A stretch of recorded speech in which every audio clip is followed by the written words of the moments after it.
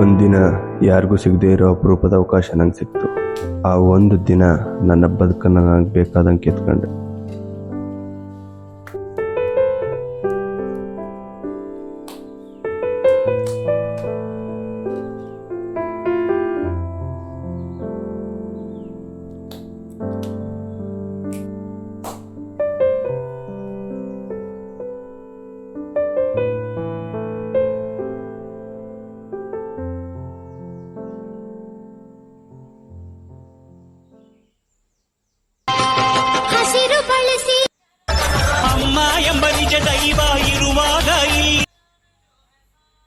ಕೆಲವರು ದೇವಸ್ಥಾನಗಳಿಗೆ ಹೋಗಿ ದೇವರ ಮುಂದೆ ತಲೆಬಾಗ್ತಾರೆ.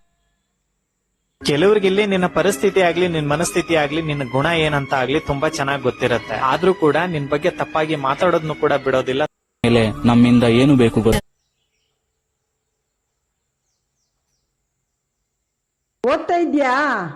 ಓದ್ತಾ ಇದ್ಯಾನೋ?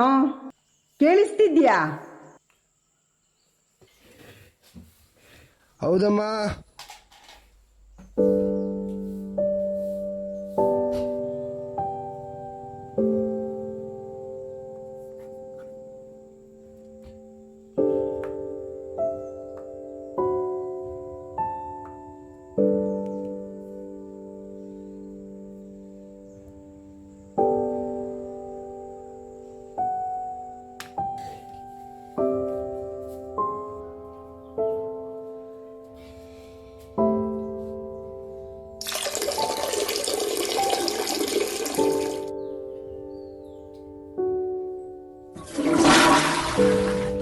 ಆ ಬಟ್ಟೆ ಬ್ಯಾಗ್ ಮೇಲಿಟ್ಯಾ?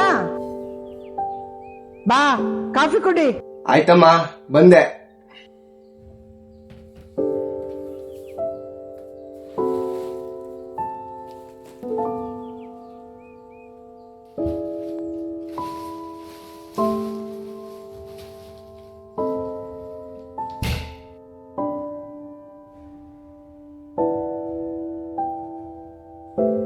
ಆ ಕಡ್ಲೆ ಬೀಜದ ಬೌಲಲ್ಲಿ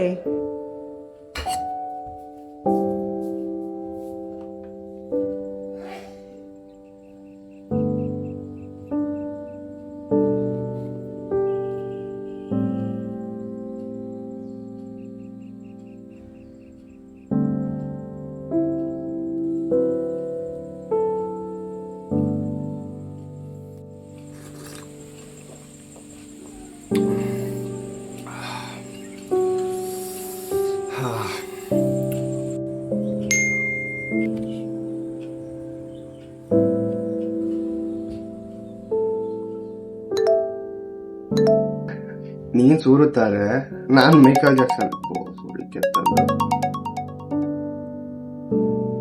ಅಲ್ಲ ಹೇಳೆ. ಏನ್ ಮಾಡ್ತಿದ್ದೆ? ಓದ್ತಾ ಇದ್ದೆ ಕಣೆ. ನಿಜವಾಗ್ಲು? ಇಲ್ಲ, ಈ ಓದ್ತಾ ಇದ್ದೆ. ನಮ್ಮನೇಲಿ ಗಂಡು ಹುಡುಕ್ತಾ ಇದ್ದಾರೆ. ಹೌದಾ?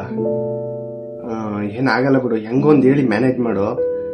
ಈ ಸಲ ಕ್ಲಿಯರ್ ಮಾಡ್ಕೊಬಿಡ್ತೀನಿ, ಆಯ್ತಾ? ಎಕ್ಸಾಮ್ ಕ್ಲಿಯರ್ ಆಗಲ್ಲ ಬಿಡು.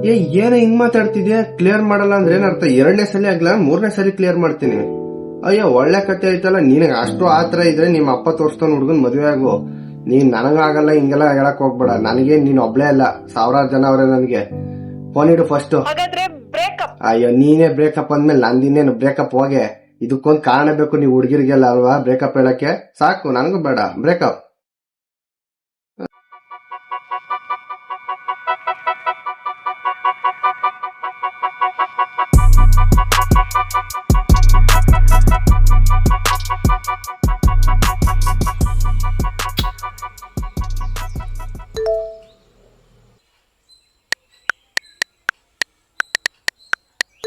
ನಾನು ಇನ್ ಫ್ಯೂಚರ್ 2036ರಿಂದ ನನಗೆ ಸಿಕ್ಕಿರೋ ಒಂದು ಅಪರೂಪದ ಡಿವೈಸಿಂದ ನಾನು ನನ್ನ ಪಾಸ್ಟ್ ಜೊತೆ ಟೆಕ್ಸ್ಟ್ ಮಾಡ್ಬೋದು, ಅಂದರೆ ನಿನ್ನ ಜೊತೆ.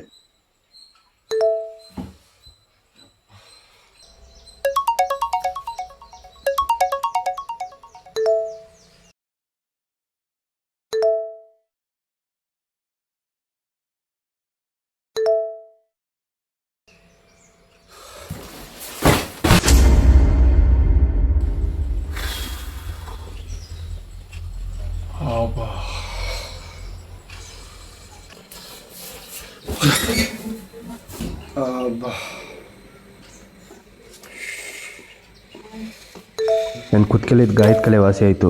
ಹಾಗಾದರೆ ನೀನು ನನ್ನ ಫ್ಯೂಚರ್ ಕೂಡ ಬದಲಾಯಿಸ್ಬೋದು. ಮದುವೆ ಇಲ್ಲ, ಕೆಲಸ ಇಲ್ಲ, ಟ್ರೀಟ್ಮೆಂಟ್ ಕೊಡ್ಸೋಕ್ಕಾಗದೆ ಅಪ್ಪನ ಕಳ್ಕೊಂಡೆ, ಆಮೇಲೆ ಅಮ್ಮನ ಕಳ್ಕೊಂಡೆ, ಯೋಗೇಶ ಸೂಸೈಡ್ ಮಾಡ್ಕೊಂಡ.